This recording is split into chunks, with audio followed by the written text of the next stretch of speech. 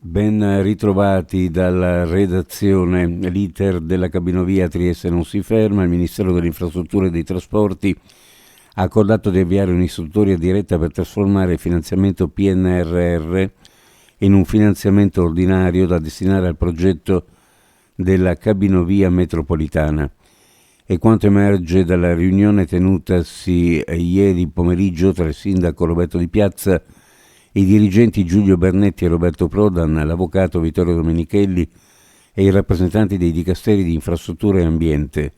Riunione convocata a seguito della valutazione dell'unità di missione del PNRR, che aveva interpretato il progetto non aderente ai criteri europei per la biodiversità e quindi non meritevoli di eccedere i 48,7 milioni preventivati al PNRR per l'opera.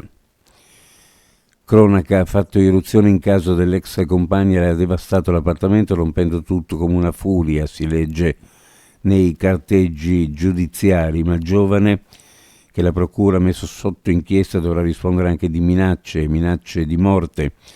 L'indagato è un trentenne di origini serbe, da tempo residente a Trieste in una zona semiperiferica della città. Il GIP Luigi Dainotti, vista la pericolosità che l'uomo ha dimostrato con il suo comportamento violento, incapace di accettare la fine della relazione con la ex fidanzata, ha disposto un'ordinanza di divieto di avvicinamento alla donna e all'applicazione del braccialetto elettronico per controllare gli spostamenti.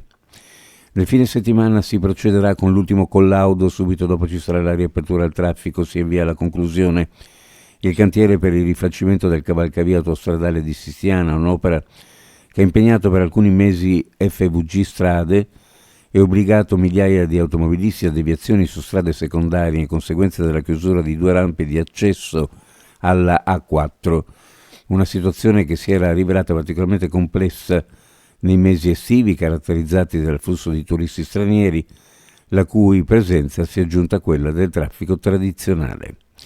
Al via Trieste il BSBF Bike Science Business Forum, che punta ad ampliare le prospettive future per la creazione di un mercato europeo della Big Science.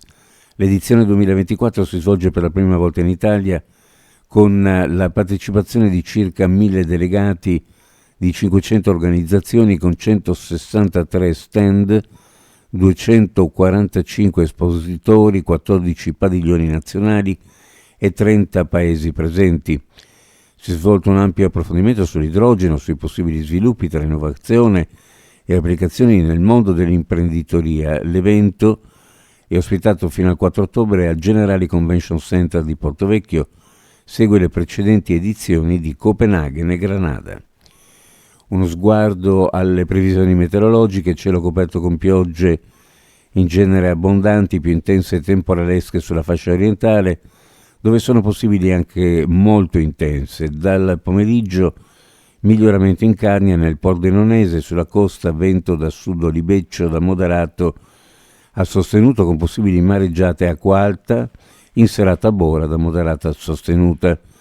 Temperature minime in pianura fra 12 e 15, le massime fra 15 e 18 gradi, sulla costa fra 15 e 18 gradi le minime, le massime fra 17 e 20 gradi centigradi. Previsioni a cura di ARPA e FVG Meteo. Ed è tutto per il momento con l'informazione, grazie per averci seguito. A più tardi.